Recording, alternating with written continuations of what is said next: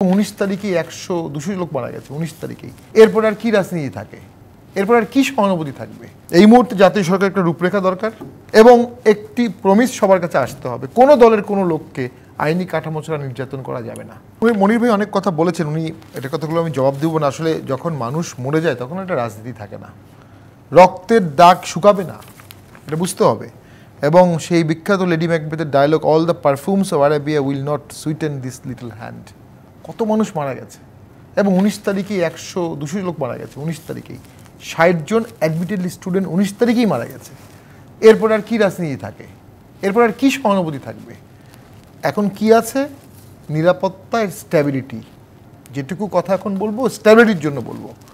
আমার মতে এই মুহূর্তে যদি আওয়ামী লীগ কম্প্রোমাইজ না করে, এই ক্ষুব্ধ জনতা আওয়ামী লীগের বিভিন্ন স্তরের মানুষকে এখন অ্যাটাক করবে ন্যাচারালি, এবং তারা বাঁচতে পারবে না, অনেকেই ক্ষতিগ্রস্ত হবে। এই মুহূর্তে জাতীয় সরকার একটা রূপরেখা দরকার।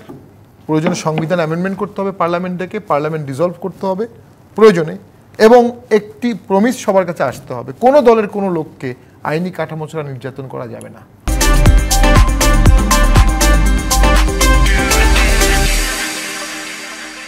সে আওয়ামী লীগ হোক, যাই হোক, হতে পারে 16 বছর তার আচরণে অনেকে দুষ্ট ছিল, ঠিক আছে, সেটা আইনি প্রক্রিয়ায় হবে। এই স্ট্যাবিলিটিটা আমাদের এই মুহূর্তে আনতে হবে, এই কনসেনসাসটা আমাদের মধ্যে আসতে হবে। আদারওয়াইজ আমি কিন্তু একটা বড় মাচ্ছন্নয় দেখছি। প্রতিটি বিপ্লবেরই কিন্তু প্রতি বিপ্লব হয়, একটার পর একটা বিপ্লব হতে থাকে, দেশ ধ্বংস হয়ে যায়, দেশটাকে বাঁচাতে হবে।